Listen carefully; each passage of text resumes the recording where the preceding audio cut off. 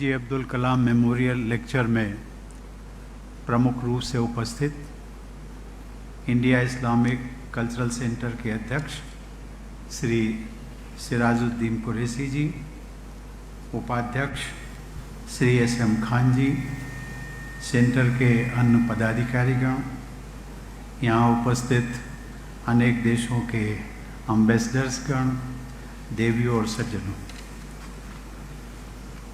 इसे मैं अपनी खुशकिस्मती समझता हूँ कि कलाम साहब जैसी अजीम शख्सियत की याद में आयोजित जलसे में शिरकत करने का मुझे मौका मिला है। इस लेक्चर सीरीज़ के ज़रिए कलाम साहब के आदर्शों को लोगों तक पहुँचाने के लिए मैं इंडिया इस्लामिक कल्चरल सेंटर के प्रेसिडेंट और गवर्निंग काउंसिल को बधाई देता हूँ। मुझे ये जानकर बहुत खुशी हुई कि ये सेंटर अपने मैंडेट के मुताबिक कौमी एकता के लिए लगातार काम करता रहा। नेशनल इंटीग्रेशन के लिए काम करके आप सभी सही मायनों में कलाम साहब जैसे नेशन बिल्डर की विरासत को मजबूत बना रहे हैं। इस नेक काम के लिए आप सबकी जितनी भी तारीफ की जाए वो कम है। मुझे दिसंबर 2017 में राष्ट्रपति के रूप में रामेश्वरम जाकर उनकी आखिरी आराम गाह में उन्हें श्रद्धांजलि देना नसीब हुआ था। वहाँ doctor APJ Abdul Kalam memorial परिसर में स्थित उनके म्यूज़ियम में उनसे जुड़ी यादगार निशानियों का एक ख़ास असर मेरे दिलो दिमाग पर हमेशा के लिए बना रहेगा। मैं जानता हूँ कि मेरी ही तरह हर भारतवासी को देश के उस महान सपूत पर नाज है जिसे अपने मुल्क से बेपनाह मोहब्बत थी। आज के इस जलसे में कलाम साहब की आत्मकथा विंग्स ऑफ फायर की कुछ बातों का जिक्र हमने ऑडियो के जरिए सुना। हालांकि कलाम साहब ने लिखा था कि उनके बाद उनकी कहानी ख़त्म हो जाएगी, लेकिन सच तो ये है कि उनकी कहानी कभी ख़त्म न होने वाली कहानी है।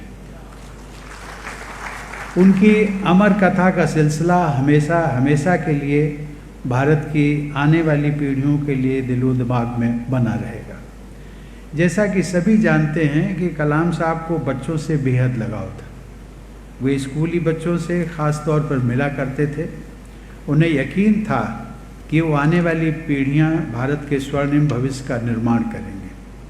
मुझे भी अपने देश की युवा पीढ़ी की काबिलियत और मेहनत पर पूरा भरोसा है। मैं ये भी मानता हूँ कि भारत की तरक्की में हमारी बेटियों की अहम भूमिका रहेगी। राष्ट्रपति होने के नाते मैं अनेक शिक्षण संस्थानों का विजिटर भी हूँ। मुझे ये देखने को मिला है कि लगभग सभी हायर एजुकेशनल इंस्टीट्यूट्स में हमारी बेटियाँ लड़कों के मुकाबले बेहतर प्रदर्शन करती हैं। पिछले महीने Indian institute of management Jammu के कन्वोकेशन में मैंने देखा कि सभी गोल्ड मेडल्स हमारी बेटियों ने ही जीते। इस साल के सिविल सर्विसेज के इम्तिहान में भी टॉप 3 पोजीशंस हमारी बेटियों ने ही हासिल की थी। हमारी बेटियों के आगे बढ़ते हुए ये कदम आने वाले भारत की सुनहरी तस्वीर पेश करते हैं। देवी और सज्जनों, इस सेंटर के वाइस प्रेसिडेंट जनाब SM खान ने कलाम साहब के प्रेस सेक्रेटरी के ओहदे की जिम्मेदारी तो बखूबी निभाई थी। उन्होंने कलाम साहब पर एक अच्छी किताब भी लिखी है। उस किताब में ये जिक्र आता है कि कलाम साहब रोज़ कुरान और गीता का पाठ करते थे। वे वीणा भी बजाया करते थे। महाभारत के किरदारों में वो विदुर को सबसे अधिक पसंद करते थे, क्योंकि विदुर में नाइंसाफ़ी के खिलाफ संजीदगी के साथ आवाज़ उठाने की हिम्मत और सलाहियत थी। और इसीलिए अभी जब मैं उनका वीडियो देख रहा था तो उन्होंने कहा था, when you speak the truth. ये कहा जा सकता है कि कलाम साहब इंडो इस्लामिक कल्चर की एक आदर्श मिसाल थे। डॉक्टर कलाम संत तिरुवल्लुवर के उपदेशों को अक्सर लोगों के साथ साझा करते थे। अपनी मशहूर किताब इग्नाइटेड माइंड्स में उन्होंने एक ऐसे ही उपदेश का उल्लेख किया है जिसका तर्जुमा कुछ इस तरह किया जा सकता है। ज्ञान और विवेक यानी इल्म इदराक ऐसे हथियार हैं जो इंसान को बर्बादी से बचाते हैं।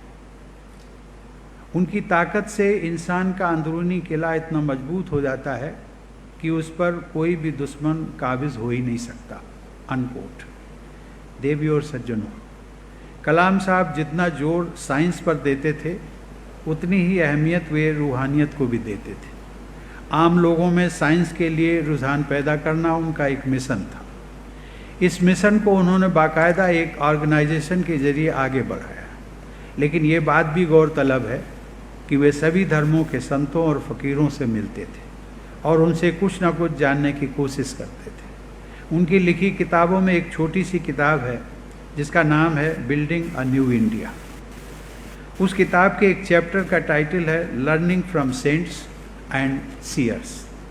उस चैप्टर में उन्होंने संतों और दरवेशों से अपनी मुलाकातों का जिक्र किया है और उनके विचारों को सम्मान के साथ प्रस्तुत किया है। कलाम साहब साइंस और फ़लसफ़ा तथा डेवलपमेंट और एथिक्स को बराबर की अहमियत देते थे। कलाम साहब के साथ दो चीज़ें बड़े सहज तरीके से जुड़ी हुई हैं और वे दो चीज़ें हैं उनकी नेकी और उनकी शोहरत। उनकी नेकी से मुत्तसिर होकर लोगों ने इतना लिखा और कहा है कि अगर उन सबको इकट्ठा किया जाए तो कई वॉल्यूम्स की एक किताब बन जाएगी। कलाम साहब ने लिखा है कि मैं देशवासियों से भारत की महानता को समझने और उसे अपनाने की गुजारिश करता हूँ। वो कहते थे कि किसी भी ताकतवर मुल्क में तीन खास बातें होती हैं। पहली बात है कि जो कुछ मुल्क ने हासिल किया है उस पर फ़ख्र करना। दूसरी बात है भाईचारा बनाए रखना और तीसरी बात है मिलजुल कर काम करने की सलाहियत। वे चाहते थे कि हमारे देशवासी भारत के महान लोगों की कहानियों को अपनी यादों में ताज़ा रखें और उनसे नसीहत लें। वे ये भी कहा करते थे कि जो भी मुल्क आगे बढ़े हैं उनमें मिशन की भावना रही है, इसीलिए जो भी काम करना हो उसे एक मिशन की तरह पूरा करने का जज्बा होना चाहिए। वे चाहते थे कि हम सब अपने देश के ताने बाने को मजबूत बनाने के लिए लगातार एकजुट होकर आगे बढ़ते रहें।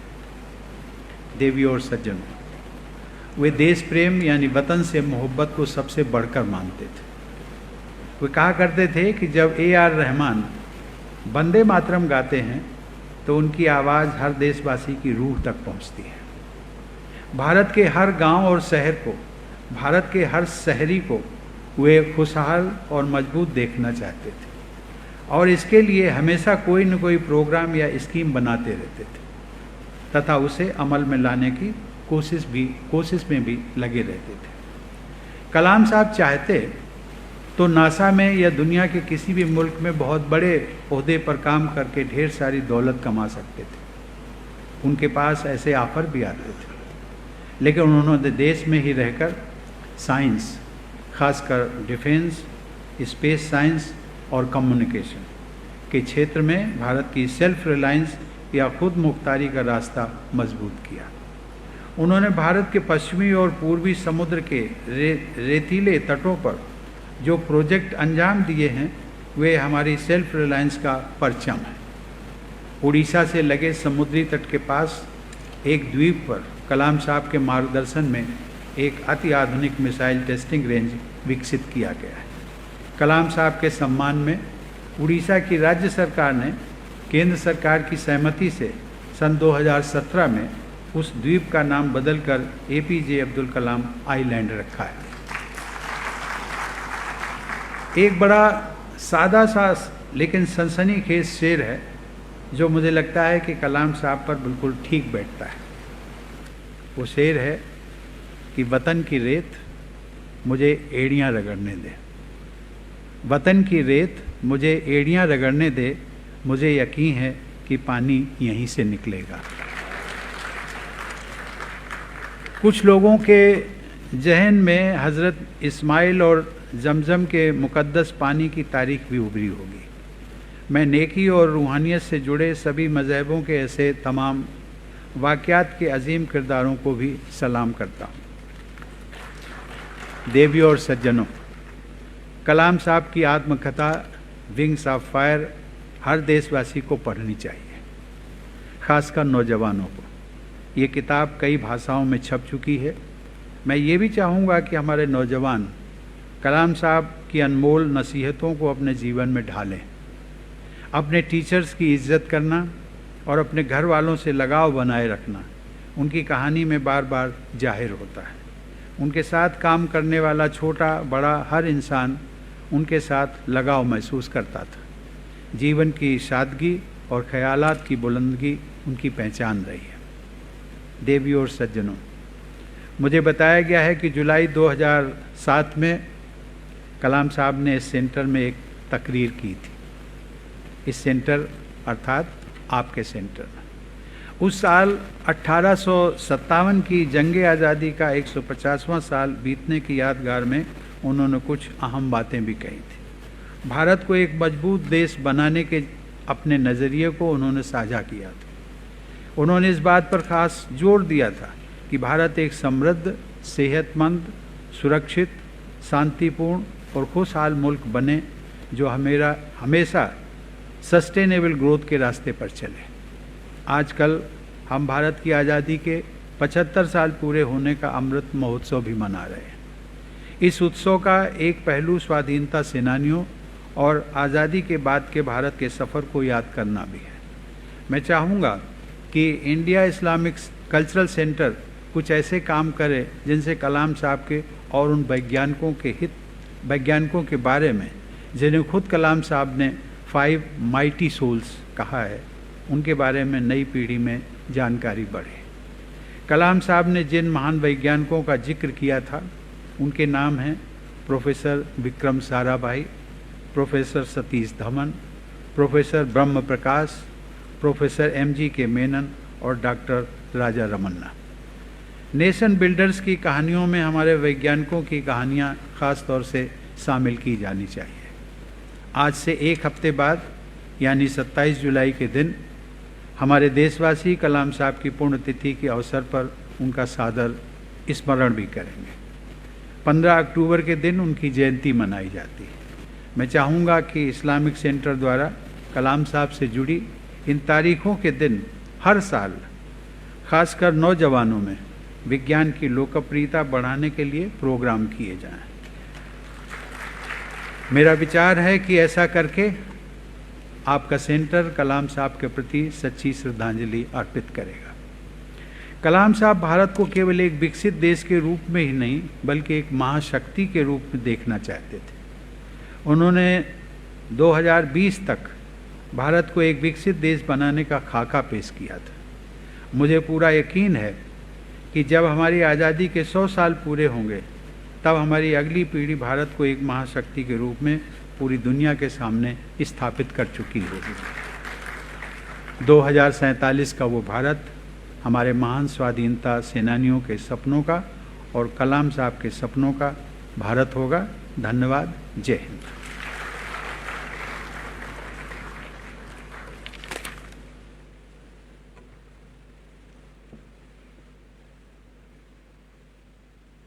मिल्लत टाइम्स की खबरें पढ़ने, सुनने और देखने के लिए गूगल प्ले स्टोर से ऐप डाउनलोड करें।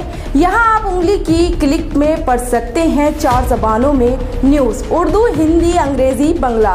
आप ऐप पर मिल्लत टाइम्स की वीडियोस भी देख सकते हैं।